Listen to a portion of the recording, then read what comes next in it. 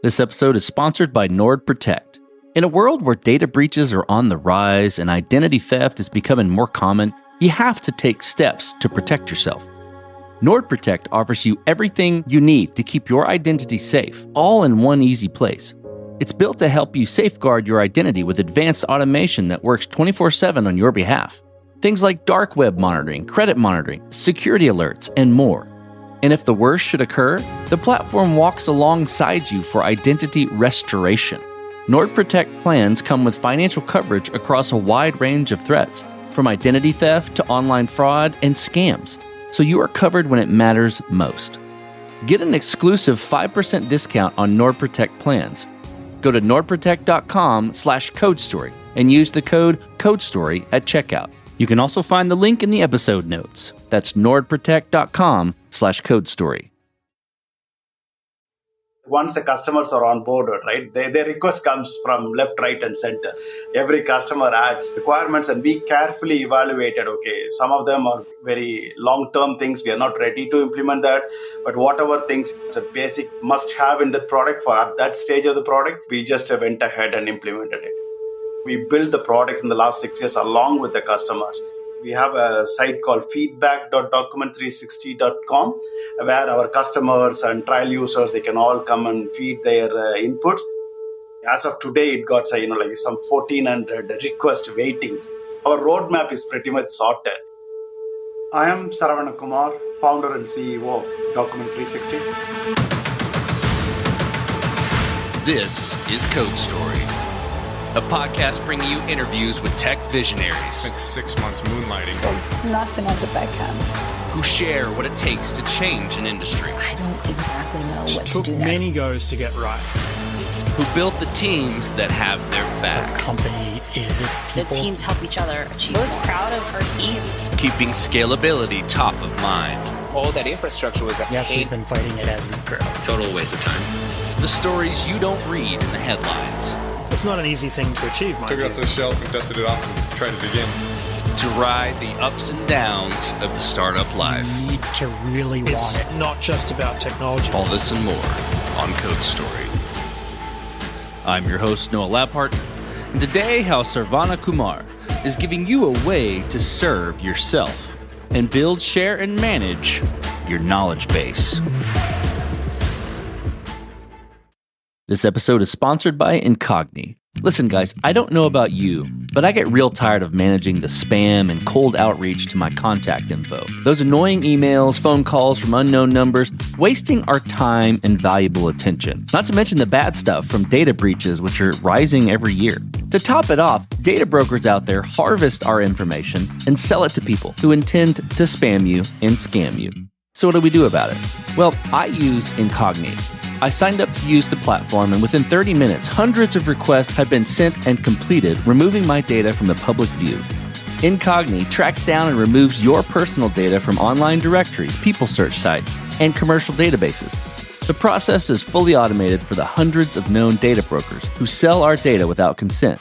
Got a site that they don't auto-hit? No problem. There's a custom removal feature to take down almost everything that is exposed online. So take it from me and take back your personal data with Incogni.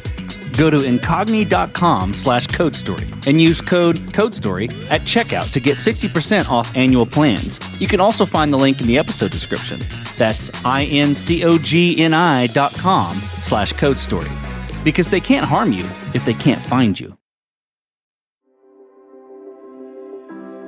Saravana Kumar is from India, near Chennai, but moved to London 23 years ago. He loves to play badminton and is very into high-quality cars. One of his favorite things to do is to engage in interesting conversations on social media, which there are ample opportunities to do. Outside of Indian food, he enjoys Chinese and Mexican, of which all three he cited having good options in London. In past projects, Saravana encountered the need to build a knowledge base for a different product, and one that had the flexibility to serve his unique needs. After he couldn't find it, he encouraged his team to build something during a hackathon, which validated the product idea and led him to want to take it further. This is the creation story of Document360. It Document 360 at a very high level, it's a self-service knowledge base. You might visit a lot of product knowledge bases. Say, for example, Amazon. You might want to look at how do you return your product, how do you track your things, and those pages in a website is called more like a for end customer. It's self-service knowledge base, and Document 360 serves as a platform for customers to build those self-service knowledge bases. Companies used to self-build themselves in the past. These days, it comes mostly out of customer support products. But we found a gap where some of the advanced requirements, once you have a team of 5-10 people working on your knowledge base, like a lot of tools in the market is not suitable for it, and that you need something like knowledge base as like Document 360. User guides and marketing collaterals and this and that can also all be living in Document 360. I introduced myself as a founder CEO of Document 360, but in reality, we have an umbrella company, a parent company called Covey.co. We have 4 products, and Document 360 is one of the products.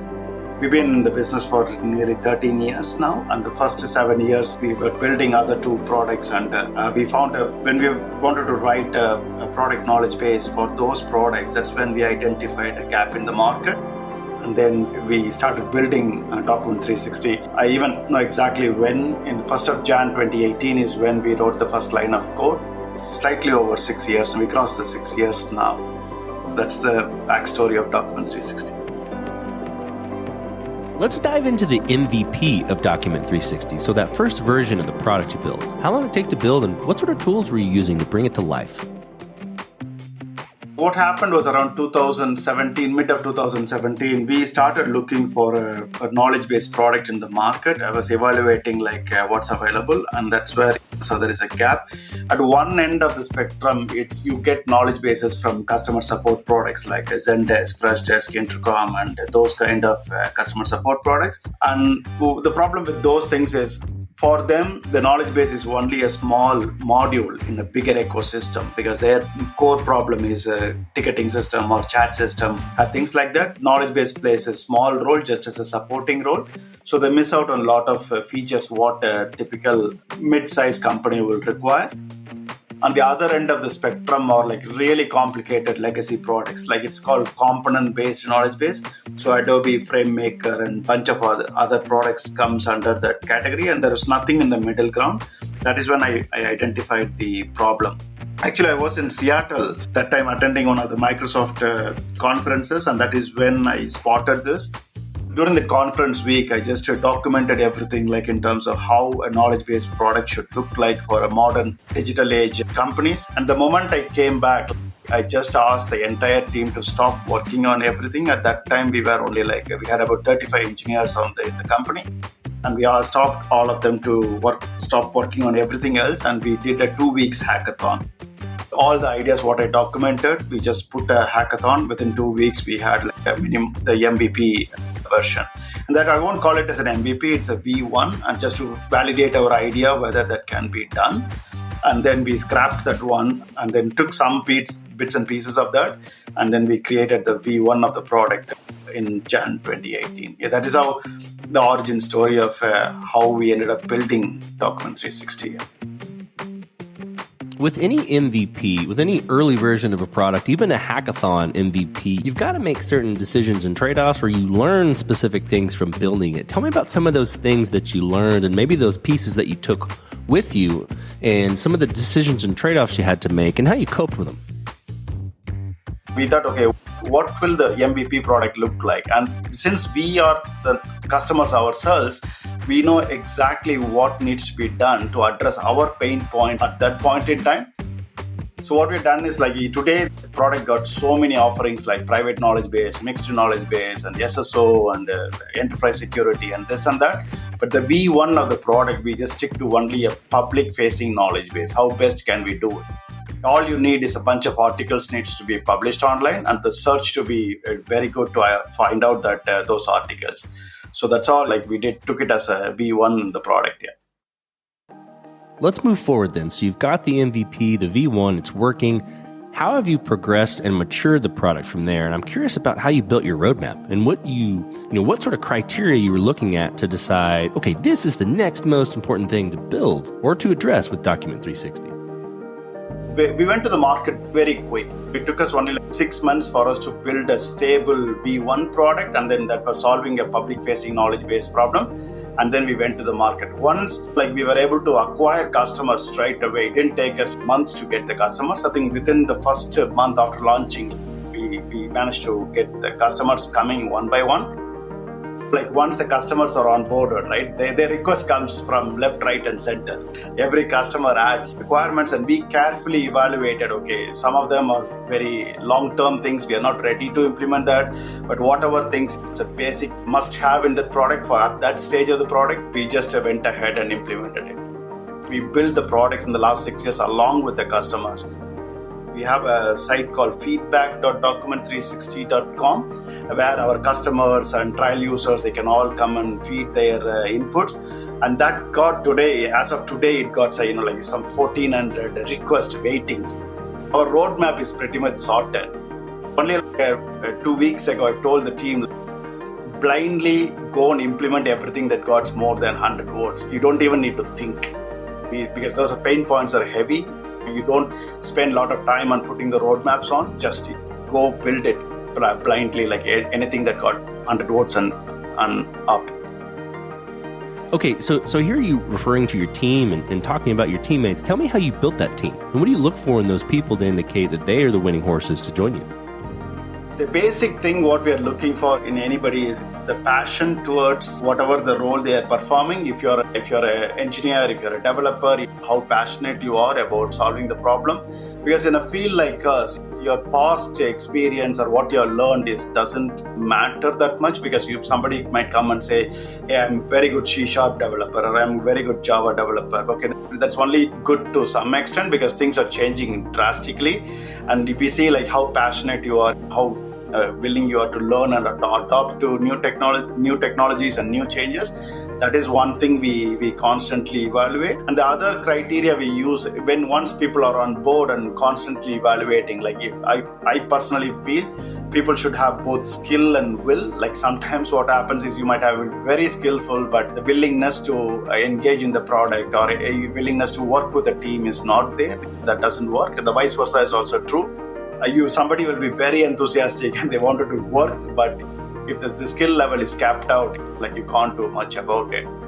A lot of times you might have find the best in terms of the technology or whatever their background, but sometimes you may not fit that person within the team because the teams will have a defined culture. We make sure that whoever we are hiring can feed seamlessly into the team.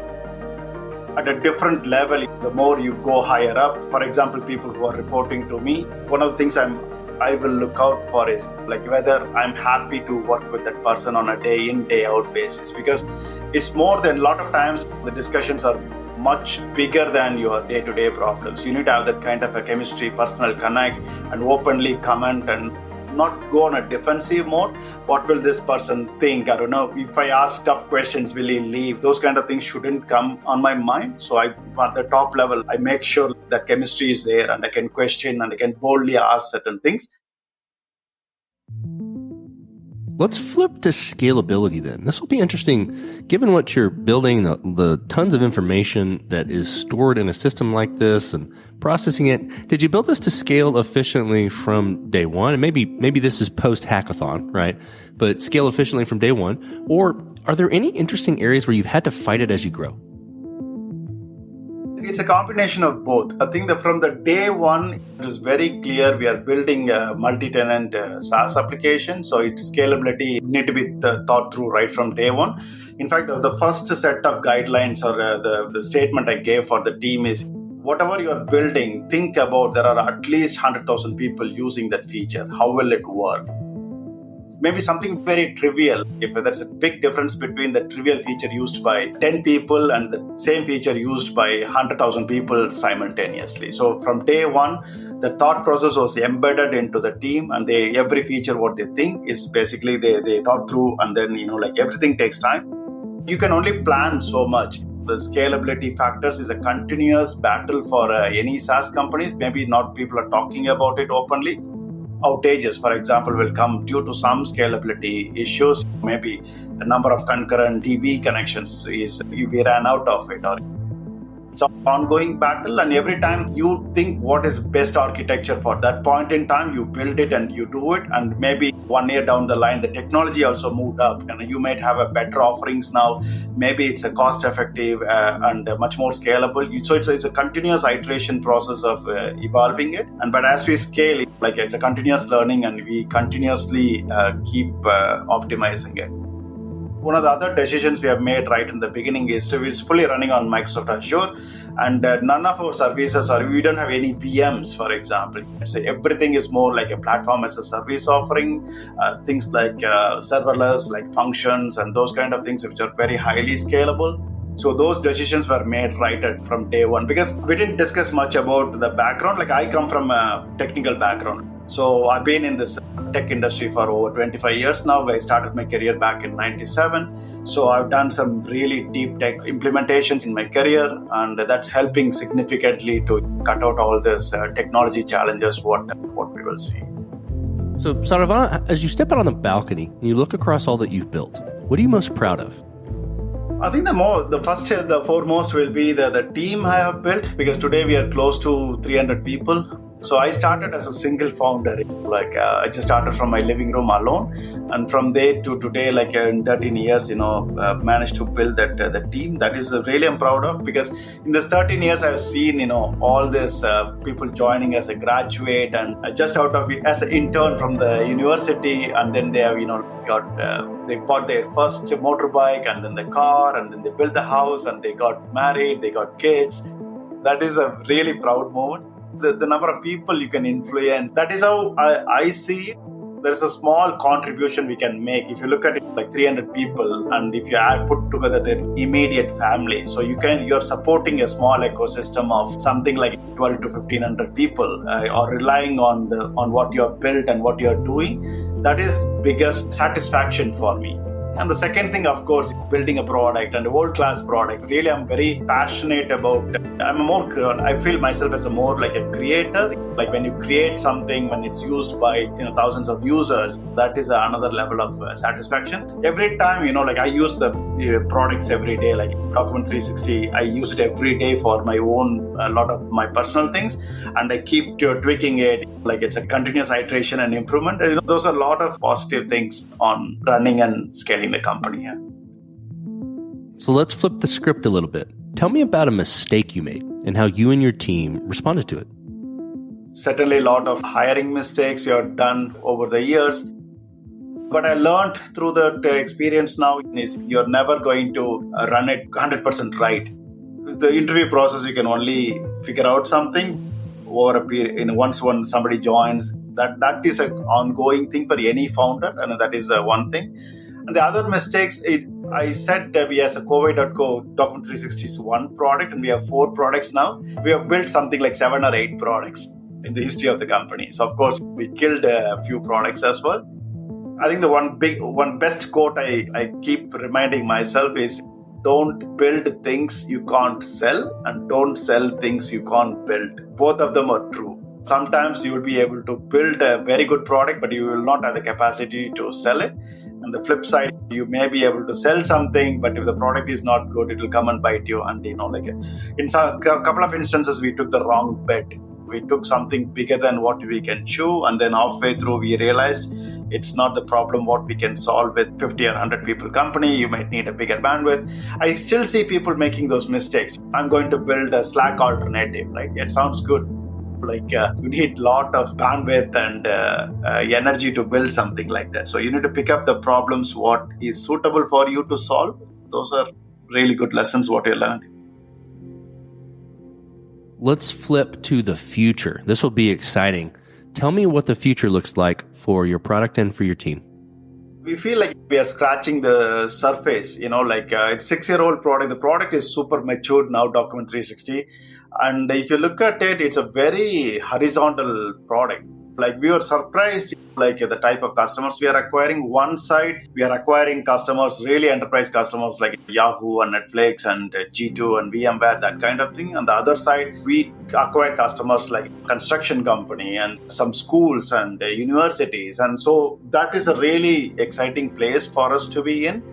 And also, you're dealing with the worldwide market as well. For Document360 alone, we are about 1,400 customers. And I personally feel like we are only scratching the surface. The product we are seeing, like we can build up some adjacent areas which are relevant to knowledge management. And I feel like there's a bit of legacy in this area. A lot of things are not touched for a very long time. For example, the new AI innovation, just like it's the best place for a knowledge-based product to be, because everything comes down to content, and then the AI and content play a major part. So there's a lot of exciting things happening. So in all aspects, like we see, it's an exciting time for the next few years with the product and the company. Let's flip to you, Saravana. Who influences the way that you work? Name a person or many persons or something you look up to, and why? I come from India, and I know people, I don't know whether it is Freshworks. People come across Freshworks, and his founder Girish is a good friend of mine. We started pretty much similar time frame, but he has scaled the company all the way to 10 billion market cap, IPO'd it, and then it about close to $1 billion in revenue. It all happened within 12 years time, and he's somebody I can actually pick up the phone and speak. So definitely he comes on the number one list, like in terms of who I'm looking to. Probably there's so many founders, really like exciting founders. They have done so many things. There is something in India called SaaS Boomi. I'm part of it. All the top founders are inside that group, and we bounce ideas. And there's a lot of people I can get inspirations from. In a similar way, somebody living in UK and being in London, there is another community called SaaS Talk. It's one of the biggest SaaS B2B conferences and a community here run by, again, he became a close friend now. It's called Alex. There's a lot of inspirations from there as well. So yeah, I think it's a really good ecosystem out there. So we talked about a mistake earlier, but this is a little different spin. If you could go back to the beginning, what would you do different? Or where would you consider taking a different approach? Doesn't have to be something that didn't work. Maybe it worked really well, but you'd probably tweak it a little bit. I'll probably pay attention to forming a really high-performing team from day one. At the end of the day, if you have a really strong team and you can really solve majority of the problems. So maybe in my case, what happened was it was just organically growing stage by stage. Like I was a single founder, and then I scaled to 5 people, and then 20 people, and 50 people, and then it's a long journey. But only in the last few years we went aggressive, and we are hiring like the top talents, and then we understand what difference the really right people can make. If I'm flipping it, if I'm starting all over again, the first thing I will do is take a step back and then say, okay, pick that 5 people you really want, who will be your direct reports, who can run the business, is what I will look for. Maybe I will focus on hiring those 5 people and then start all over again, because they then can go and build the team what's required, and it's a ripple effect, right? A players hire A players, and like B and C players hire downstream, which is not going to work. That is one thing I will correct if I'm doing it again. Okay, last question. So you're getting on a plane and you're sitting next to a young entrepreneur who's built the next big thing. They're jazzed about it. They can't wait to show it off to the world, and can't wait to show it off to you right there on the plane. What advice do you give that person, having gone down this road a bit? Be prepared to be persistent, and because there is nothing called overnight success. A lot of people think it's overnight success. Anything you make like a success story, it's at least 7 years. Can you live with this problem for 7 years is the question you need to ask yourself. Because a lot of times what happens is people pick up a problem, it's too small. After 6 months, you get bored, and then you jump on to the next problem. That is not going to work. If you're really excited, you think you're going to jump and solve this problem, make sure you can live with that problem, that every day it will excite you for next 7 to 10 years. It's a question you need to ask yourself, and if you think yes, then you go for it. Otherwise, take a step back and think deeper. Is this the problem you want to solve? Similar to you're trying to climb a mountain, and after climbing, you reach the peak, but there's nothing more to go. That's the position you wanted to avoid, because you cannot come back, and you still need to live with that, and it's not big enough for you. That is something very important, that piece of advice I'll give in that situation. That's excellent advice. Well, Saravana, thank you for being on the show today. Thank you for telling the creation story of Document360. Thank you very much, Noah, for having me on the show. Really enjoyed the conversation. And this concludes another chapter of Code Story.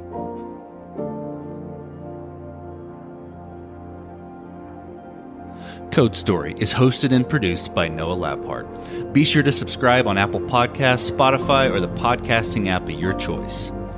And when you get a chance, leave us a review. Both things help us out tremendously. And thanks again for listening.